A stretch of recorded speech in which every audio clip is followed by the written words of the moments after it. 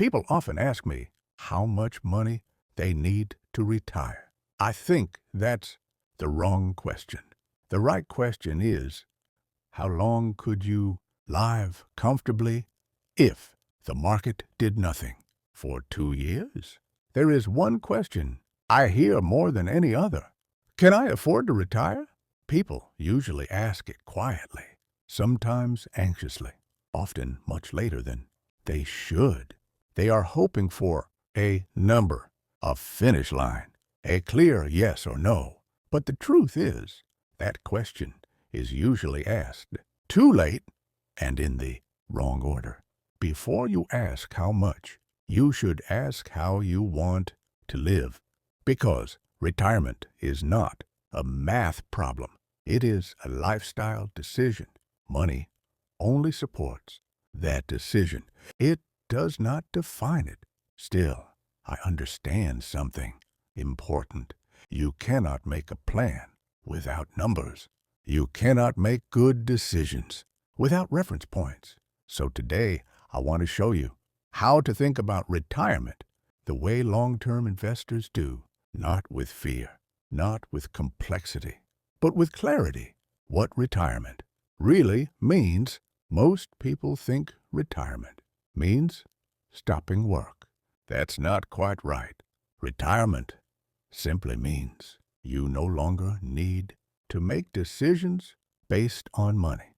You may still work, you may still earn, but you are no longer forced. Financially speaking, retirement happens at one moment, when income from assets and guaranteed sources covers your cost of living. That's it. Not age, not net worth, not headlines. Cash flow. Don't start with numbers. Start with life. If you ask people what they want in retirement, they rarely describe money. They describe mornings. They talk about waking up without an alarm, having time for health, being present with family, doing fewer things, but doing them deliberately. And when you ask them how much that life costs, they are often surprised, because the life they want is usually simpler than the life they're currently paying for. This is an important realization. Retirement does not require excess. It requires alignment. The first number that matters: annual living costs. Let's talk about the first number. You must know, not precisely, but honestly, how much does it cost you to live 1 year of your ideal retired life? Not survival, not luxury, sustainability. These are not promises. They are reference points. A single person living modestly but comfortably, $50,000, $55,000 per year. A retired couple with a paid-off home, $55,000, $65,000 per year. Early retirement, before Medicare, family, $90,000, $100,000 per year. These numbers reflect one thing most people underestimate. Healthcare and time are expensive. Guaranteed income. The sleep well money. Guaranteed income is income that arrives whether markets cooperate or not. In the U.S., this typically includes Social Security, pensions, certain annuities. This income does one thing very well. It reduces anxiety. For example, a single retiree might receive $2,000 a month from Social Security, $24,000 a year.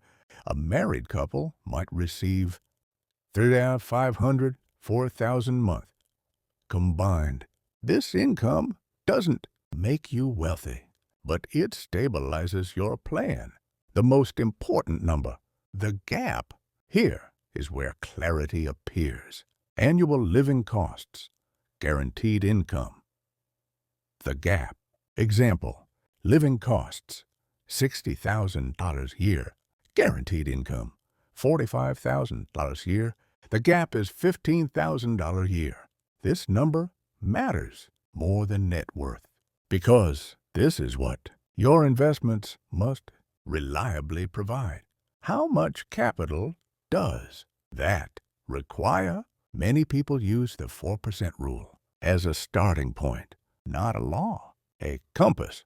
It suggests that withdrawing about 4% annually from a diversified portfolio has historically lasted decades.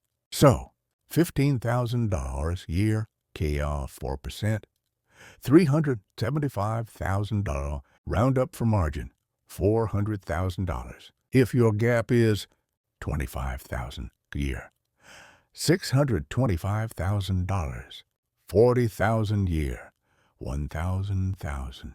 Again, precision is not the goal. Orientation is. Early retirement changes the math and the risk. Time is the most underestimated variable. Retiring at 65 is very different from retiring at 50. More years, more uncertainty, more health care exposure.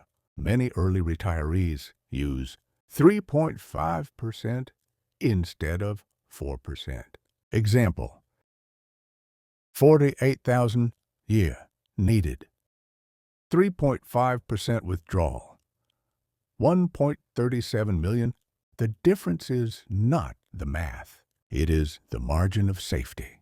When is the right time to retire?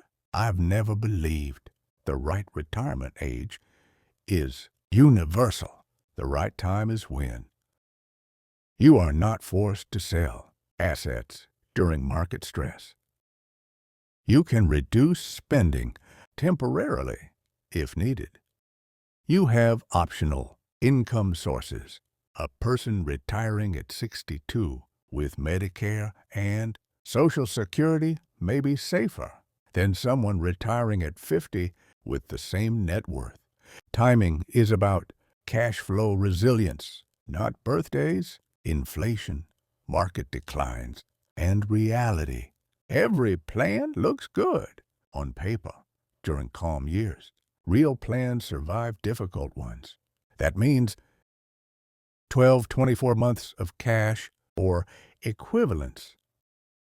Flexible spending, 5-10% adjustment capability. Emotional discipline. The biggest retirement risk is not market decline. It is panic. The final skill, knowing what enough means.